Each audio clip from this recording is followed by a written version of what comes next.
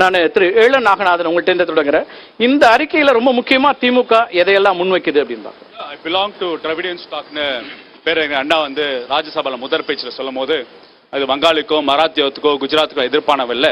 ஆனால் திராவிட இனத்தை சேர்ந்தவங்க நான் இந்த நாட்டுக்கு கொடுக்கறதுக்கு I got something concrete to offer அப்படின்னு சொன்னார். அப்போ சம்திங் கான்கிரீட் டு ஆஃபர் என்று நம்ம சொல்லும் போது தமிழ்நாட்டுக்கு திராவிட முன்னேற்ற கழகம் பேசிய மைய அரசியலான மாநில உரிமைகள், மொழி பாதுகாப்பு, மத சார்பின்மை, மாநில சுயாட்சி வந்து திராவிட முன்னேற்ற கழகத்தோட அரசியலோட அடிப்படைகள். இந்த அடிப்படைகள் தான் இப்போ நாளைக்கு வேறு மாநிலத்திலிருந்து யாராவது வந்து தமிழ்நாட்டு எதுக்காக நீங்கள் பேசுறீங்கன்னு சொன்னீங்கன்னா மாநில உரிமைகளுக்காக பேசுகிற கட்சி அப்படின்னா திமுகவோட அரசியல் தான் தமிழ்நாடு அரசியல். மொழி பாதுகாப்புக்குன்னா இந்தி திணிப்பு எதிராக களம் அமைத்தது யாருன்னா திமுக, அது தமிழ்நாட்டோட அரசியல். மத சார்பின்மைக்கு ஒரு கோட்பாடு எடுத்துக்காட்டினா இங்க சொல்லுவாங்கன்னா அது திமுக அரசியல், இப்போ வந்து தமிழ்நாட்டோட அரசியல். அப்ப இந்த தேர்தல் அறிக்கை என்பது கடந்த 10 வருடங்களாக பாஜக ஆட்சியில வந்து நான் சொன்ன இந்த மையக்கூறுகள், மாநில உரிமைகளோட பறிப்பு எல்லா நிலையிலும், கல்வி, பொருளாதார சுய நிர்ணயம், பிறகு நிதி ஒதுக்கீடு என்று மாநில உரிமைகளை பறிக்கும் அளவுக்கு இருந்ததை வந்து எதிர்த்து களம் அமைக்கிறதுக்கான அமைப்பா நாங்க வந்து மாநில சுயாட்சியை ஒரு மையக்கூறா வச்சிருக்கோம். பொருளாதார சீர்திருத்தமா இருக்கட்டும், கல்வி சுகாதாரமா இருக்கட்டும், பொது பட்டியலில் இருக்கிற ஒரே காரணத்தினால சட்டங்களை வந்து நிறைவேற்றி மெஜாரிட்டியாக இருக்கிற ஒரே காரணத்தாக சட்டங்களை நிறைவேற்றி மக்கள்கிட்ட ஒரு கலந்தாய்வு செய்யாமல், மாநில அரசு கலந்தாய்வு செய்யாமல் ஒரு ஒற்றை ஆட்சி முறைக்கு போரும் பாதையை வந்து எதிர்த்து களம் அமைக்கிறது மாநில உரிமைகள். மொழி பாதுகாப்பு இப்போ தொடர்ச்சியா பாத்தீங்கன்னா இந்தி திவாஸ் டே செலிப்ரேட் பண்ணிட்டு நிதி ஒதுக்கீடு, மொழி வளர்த்துக்கான நிதி 2003-2004 நிதி ஒதுக்கீடுல வந்து 1487 கோடி ரூபாய் இந்திக்கு அலாட் பண்ணிருக்காங்க. வெறும் 74 கோடி ரூபாய் தான் தமிழுக்கு பண்ணிருக்காங்க. சமஸ்கிருதம் வந்து செம்மொழி சொல்லிட்டு 649 கோடி ரூபாய் அலாட் பண்ணிருக்காங்க. எல்லா செம்மொழியுமே சேர்ந்து 29 கோடி ரூபாய் தான் பண்ணிருக்காங்க.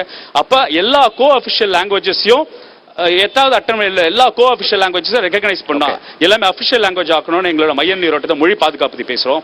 மத சார்பின்மை உங்களுக்கு தெரியும், பாஜகவோட அடிப்படையே வெறுப்பு அரசியலை வந்து உள்வாங்கி மக்கள் கூட பறக்கிறது. அப்போ இந்த சிஏ மாதிரி ஒரு சட்டத்தை வந்து என்பிஆரோட லிங்க் பண்ணுறாங்க. முதல் முறையாக நேஷனல் பாப்புலேஷன் ரெஜிஸ்டரில் ரிலிஜன் என்னன்னு கேட்குறாங்க.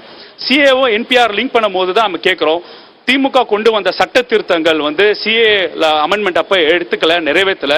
அப்ப சிஏ வந்து இங்க இம்ப்ளிமெண்ட் ஆகுது, அது எதிர்ப்பாக நாம வந்து குரல் கொடுக்கிறோம். அப்ப மத சார்பின்மை கொள்கை எங்களோட அடிப்படை கொள்கையா இருக்கு. சமூக நீதி கிட்டத்தட்ட பாத்தீங்கன்னா சமூக நீதிக்கு ஒரு எல்லா நிலையிலும் வந்து பாஜக வந்து அது ஐஐடி ஐஎம்ஸ்ல சென்ட்ரல் யூனிவர்சிட்டி பண்ற ஃபில்அப் வேகன்சியா இருக்கட்டும், இல்ல யூனியன் கவர்மெண்ட் செக்ரட்டரிஸ்ல வந்து ஓபிசி எஸ்சிஎஸ்டி ரிசர்வேஷன் பதிவு பண்றதா இருக்கட்டும், போஸ்ட் மெட்ரிக் ஸ்காலர்ஷிப் வந்து நிறுத்தின முறையா இருக்கட்டும். அப்பனா சமூக நீதியை நிலைநாட்டுறதுக்காக, சமூக நீதியை பாதுகாக்கிறதுக்காக ஒரு களம் அமைக்கிறது. அப்ப எல்லா நிலையிலும் சமூக நீதி, மத சார்பின்மை, மொழி பாதுகாப்பு, மாநில உரிமைகளை வச்சுதான் இந்த தேர்தல் அறிக்கை வந்து ஓகே. அப்ப திமுகவுடைய தேர்தல் அறிக்கை அடிப்படையில கொள்கை சார்ந்த விஷயங்களை முன்னிறுத்துவதா இருக்கா அல்லது திட்டங்களை முன்னிறுத்தக்கூடியதா இருக்கா, எப்படி புரிஞ்சுக்க வேண்டியிருக்கு? அடிப்படையில் திருப்பி சொல்றேன், சம்திங் கான்கிரீட் டு ஆஃபர். ஒன்னு வந்து என்னோட அடிப்படை கொள்கையாக திமுக வச்ச டிபேட் இருந்தது. அப்புறம் திட்டங்கள் கடந்த 2.5 வருஷமாக நாங்க வந்து தமிழ்நாட்டில் நடைமுறைப்படுத்த திட்டங்கள் வந்து தேசிய அளவில் கொண்டு போறதுக்கான இப்ப காலை சிற்றுண்டி திட்டம் 18 லட்சம் குழந்தைங்களுக்கு எந்த வகையான பிரச்சனை இல்லாம ஊட்டச்சத்து குறைபாடை நிறைவு செய்து கற்றல் திறனை உயர்த்தி அங்க இருக்க பெட்ரோல் சுமையை குறைக்கிறதா இருக்கட்டும். அதுக்கப்புறம் எங்களோட விடியல் பயணம் கட்டண பேருந்து வந்து பிற மாநிலங்கள் வந்து எடுக்கிறதா இருக்கட்டும். பிறகு நாங்க வந்து மகளிர் உரிமை தொகை, அதாவது மைக்ரோ எக்கனாமிக்ஸ் ஒரு பெரிய ரெவல்யூஷன். அதாவது கிராமத்துல ஒரு 200 குடும்பங்களுக்கு மாசம் 1000 ரூபாய் எந்த வகையான பிரச்சனை இல்லாம சேரும் போது அந்த 12,000 ரூபாய் ஒரு வருஷத்துக்கு வரும்போது அது கல்வியிலும் சுகாதாரத்திலும் அடுத்த தலைமுறைக்கு முதலீடு செய்வதை வந்து இப்ப அது தேசிய நீரோட்டத்துக்கு போகுது. இல்ல இப்ப நீங்க திராவிட மாடல் ஆட்சியினுடைய அடிப்படையான விஷயங்களை இந்தியா மாடலா மாற்ற முயற்சிக்கணும்னா அங்க ஒரு ஆட்சி மாற்றம் வந்தா தான் நடக்கும். எக்ஸாக்ட்லி. அப்ப நான் என்ன கோட் பண்ணுவேன்னா, இப்ப எங்களோட கூட்டணி வந்து ஒரு சரியான காம்போ கூட்டணி, கொள்கை கூட்டணி. எங்க திராவிட முதல்வர் சொல்றாரு, திமுக, காங்கிரஸ், கம்யூனிஸ்ட் பேரியக்கம். நீங்க தேர்தல் அறிக்கையை தான் டிஸ்கஸ் பண்ண போறீங்க. இப்ப நான் திமுக தேர்தல் அறிக்கை வந்து முன்கூட்டியே வந்துருச்சு, பிறகுதான் காங்கிரஸ் தேர்தல் அறிக்கை வந்துருச்சு. முதல் முறையாக காங்கிரஸ் வந்து மாநில சுயாட்சி பேசுறாங்க, லிங்குவிஸ்டிக் ரைட்ஸ் பத்தி பேசுறாங்க, ரிசர்வேஷன் பத்தி பேசுறாங்க, வெல்ஃபேர் ஸ்கீம்ஸ் உங்கள் அறிக்கையில இடம்பெற்றிருக்கக்கூடிய அம்சங்கள் காங்கிரஸ் அறிக்கையில இருக்கு. உங்க வாக்கு வந்து வேஸ்ட் ஆகாது. என்ன வேஸ்ட் ஆகுதுன்னா, நீங்க திமுக காங்கிரஸ் கூட்டணிக்கோ இல்ல இடதுசாரிகள் கூட்டணிகளுக்கு ஓட் போடும்போது ஒரு கொள்கைக்கு சார்ந்த கூட்டணிக்கு அரசாங்க இயந்திரத்துக்கு ஒரே லைன்ல இருக்கிறது வெளிப்பாடு. முதல் கட்ட கருத்தா எடுத்துக்கிறேன். திரும்ப கோகுலேந்திரா, அதிமுக ஒரு அணி அமைச்சு தனியா களம் காண்றீங்க. மாநில உரிமை அப்படிங்கிறது தான் முழக்கமா முன் வச்சிருக்காங்க இந்த தேர்தலை பொறுத்த வரைக்கும். உங்களுடைய தேர்தல் அறிக்கை அல்லது மக்களுக்கான அறிவிப்புகள் எதெல்லாம் முக்கியம்னு பாக்குறீங்க? முதல்ல நியூஸ் 18க்கு இந்த 500வது இந்த நிகழ்ச்சி சொல்லதிகாரம் நிகழ்ச்சியை நடத்துறதுல எங்களை எல்லாம் கூப்பிட்டதுல வாழ்த்துக்களும் நன்றியையும் நான் தெரிவித்துக் கொள்கின்றேன். நன்றி. நீங்க பயஸ் இல்லாம திமுக பேசுறது மட்டும், அவர் மட்டும், டாக்டர் பேசுறது மட்டும் ஃபுல்லா போடாம நாங்க பேசுறது லைவா போயிட்டு இருக்கு. அதனால எங்களுக்கு டைம் நிறைய கொடுத்து வித்வுட் பயஸ் இருப்பீங்கன்ற நம்பிக்கையோட நான் பேசுறேன். நாங்க அதிமுகவை பொறுத்த வரைக்கும் முதல்ல மக்கள் பிரச்சனை, மக்களுக்கான வாழ்வாதார பிரச்சனை, விவசாயிகளுடைய பிரச்சனை, நம்ம மாநில அரசுடைய உரிமைகள், அதற்கான எந்தெந்த காலகட்டத்திலே அதிமுக அரசு எடுத்த அத்தனை நடவடிக்கைகள் அப்படி எல்லாமே சொல்லி அதன் அடிப்படையில் 133 அறிக்கைகள், அதாவது மேனிஃபெஸ்டோல கொடுத்துருக்கோம். அது உங்களுக்கு நல்லா தெரியும், நீங்க பார்த்துருக்கீங்க. அதில் முக்கியமாக எடுத்துக்கிட்டா காவேரி நதிநீர், அதில் ஆணையம் கொண்டு வந்ததுங்கிறதும், காவிரி நதிநீரில் நமக்குள்ள ரைட்ஸை நிலைநாட்டினது அனைத்து இந்திய அண்ணா திராவிட முன்னேற்ற கழக அரசு, புரட்சி தலைவி அம்மா அவர்கள். அது எல்லாமே எல்லாரும் அறிந்த ஒன்று. அது எதுவுமே நீதிமன்றங்கள் பல்வேறு நிலைப்பாடுகளில் நிலைநாட்டப்பட்ட ஒன்று. இன்றைக்கு நமக்கு ஒரு அச்சுறுத்தலாக இருக்கு. அங்கே காங்கிரஸ் ஆட்சி கர்நாடகாவில், இங்கே திராவிட கழக அவங்க முன்னேற்ற கழக ஆட்சி. ரெண்டு பேருமே அலைன்ஸ்ல இருக்கிறாங்க. ஆனா அவங்களோட இதுல ப்ரையாரிட்டைஸ் பண்றதுல மொழி காக்கப்படும், செம்மொழி காக்கப்படும், அதெல்லாமே we are also in the same வே.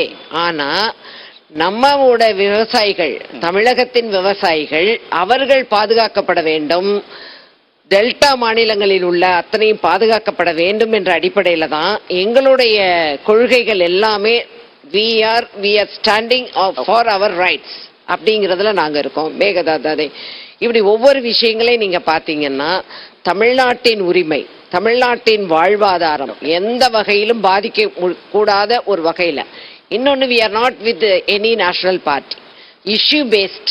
நாங்க எந்த இஷ்யூ தமிழ்நாட்டுக்கும் மக்களுக்கும் அடிப்படையில எது முக்கியத்துவமா இருக்குதோ அதன் அடிப்படையில தான் நாங்க இஷ்யூ பேஸ்ல தான் எங்களுடைய குரல் இருக்கும் அப்படிங்கிறதும். அதே மாதிரி நீங்க நிறைய விஷயங்கள்ல பாத்தீங்கன்னா, பெண்களுக்கான உரிமை தொகை அப்படிங்கிறதுல இன்னைக்கு வரிசையா பார்த்தா கடந்த 2021 திமுக ஆட்சியில ஒரு ஃபேன்சி ஒரு இதுல அனைத்து மகளிருக்கும் அப்படிங்கிற மாதிரி அவங்க கொடுத்ததும், அதுக்கப்புறமா அதுக்குன்னு தகுதி வாய்ந்த அப்படிங்கிறதும் நாங்க நிறைய குரல் கொடுத்ததுக்கு அப்புறமா ப்ரையாரிட்டைஸ் பண்ணினதுல அதுக்கெல்லாம் வச்சு ஒரு 1.5 வருஷம் 2 வருஷம் கழிச்சு அதை எக்ஸிகியூஷன் ஆஃப் இது அப்படிங்கிறது, ஃப்ரீ பஸ் அப்படிங்கிறது, இலவச பஸ் நாடு முழுவதுங்கிறாங்க. தமிழ்நாட்டிலேயே இலவச பஸ் போகக்கூடிய பெண்கள் எந்த அளவிற்கு அவமானப்படுறாங்கிறது நிறைய நம்ம பார்த்துக்கிட்டே தான் இருக்கோம். Incidents we are witnessing so many incidents. So அவங்களுக்குன்றதுல ரொம்ப லிமிட்டட் பஸ் லெவலில் குறைக்கிறது அப்படிங்கிறது இல்லாம நாடு முழுவதும் காலை உணவு திட்டம், நாடு முழுவதும் இலவச பஸ்ஸுங்கிறத விட என்னுடைய விவசாயிகள், சிறு குறு விவசாயிகள், டெல்டா விவசாயிகள் வாழ்வாதாரம் பாதிக்கக்கூடாது. அவர்கள் என்றைக்கும் அவர்கள் உழவன் சேத்துல கால் வச்சாதான் நமக்கு சாப்பாடு சோறு உண்ண முடியும், அரிசி கிடைக்கும் அப்படிங்கிற மாதிரியான நிறைய விஷயங்கள்ல we are standing for the நான் நிறைய பேசலாம். பட் என்னுடைய ஒரே விஷயங்கள் என்னன்னா, திருப்பி திருப்பி திருப்பி திருப்பி திருப்பி நான் மொழிக்காக பண்ணுவேன், என்னோட திராவிட மாடல் நான் இப்படிதான் இருப்பேன் அப்படிதான் இருப்பேன், மக்களை போட்டு குழப்பாம முக்கியமாக தமிழக மக்களுக்கும் விவசாயிகளுக்கும் உள்ள ஒவ்வொரு வாழ்வாதாரத்திற்கான உண்மையான என்ன தேவை என்பதற்காக முக்கியத்துவமும், இன் அடிஷன் நிறைய மாற்றங்கள் வேணும் அப்படிங்கறதுல 133 மேனிஃபெஸ்டோல நாங்க கொடுத்தோம். மொழி உரிமைங்கிறது மக்களை குழப்பம் கண்டிப்பா இல்ல இல்ல இல்ல இல்ல, அதனாலதான் சொல்றேன். நீங்க மேனிபுலேட் பண்ணுவீங்கன்னு தான் முதல்லயே நான் சொல்லிட்டேன். மொழி உணர்வுங்கிறது கண்டிப்பா வேணும், மொழி உணர்வுங்கிறது கண்டிப்பா வேணும். நம்ம மொழி தான் ஆதியில உள்ள எல்லா மொழிகளை விட பழைய மொழி உண்மையான மொழி அப்படிங்கறதுல நாங்க எந்த வகையிலையும் மாத்தல. ஆனா வந்த உடனே நீட்டுக்கு நான் கையெழுத்து போடுவேன், விளக்கு கொடுப்பேன், நீட்டே வந்து நான் எடுத்துருவேன், அந்த சூட்சுமா எங்களுக்கெல்லாம் தெரியும்னு சொல்லிட்டு இன்றைக்கு போய் கையெழுத்து வேட்டை பண்ணி அந்த போஸ்ட் கார்டை கூட்டிட்டு போய் மாநாடு நடத்தி அதை தூக்கி குப்பையில போட்டு ஷோகேஸ்ல போடுற ஏமாற்று அறிக்கை அல்ல. நீட்டு அப்படின்ற ஒரு கொடிய விஷயங்கள் மாணவர்களை பாதிக்கக்கூடியது, அதுக்கு மாற்று வழி கண்டுபிடிச்சதுதான் அதிமுக அரசு. இன்றைக்கும் அரசு பள்ளிக்கூடங்களிலே, ஏன்னா எதிர்கட்சியா அவங்க இருக்கும் பொழுது மற்றவர்கள் விமர்சனமே அரசு பள்ளிக்கூடங்கள்ல கிராமத்து பிள்ளைங்க எப்படி படிப்பாங்கன்னா அதற்கு மாற்று வழியும் அதற்கு சட்ட வடிவமும் கொடுத்து இன்றைக்கு அதுக்கு கூடுதலாக ஒரு 11 மெடிக்கல் காலேஜ் எல்லாம் கொண்டு வந்து அரசு செலவிலேயே அரசு கல்லூரிகளில் படித்த அரசு பள்ளிக்கூடங்களில் படித்த மாணவ மாணவியர்கள் ஆக்கப்பூர்வமான நடவடிக்கை எடுக்கக்கூடியதுதான் அதிமுக. இதெல்லாம் நீங்க முன்வைக்கிறீங்க. ஆனா மத்தியில ஒரு ஆட்சி பொறுப்புக்கு வரக்கூடிய கட்சி தான் இதெல்லாம் செய்ய முடியும்னா அவங்க 2 பேரும் ஒண்ணு பாஜக அணி அமைச்சிருக்கு, மத்தியில் ஆட்சிக்கு வருவோன்றாங்க. காங்கிரஸோட கூட்டணி மத்தியில் ஆட்சி. அதிமுக இதை எப்படி முன்னெடுக்க முடியும்? மத்தியில யாரோடைய கூட்டணி இல்ல. காங்கிரஸ்ல யார் இப்போ பிஎம் கேண்டிடேட் அத முதல்ல சொல்லுங்க. சரி, கேண்டிடேட் தான் இப்ப தேர்தல் முடிவை சொல்லுதுன்றீங்க. ஓகே, முதல் கட்ட கருத்தை எடுத்துக்கிறேன்.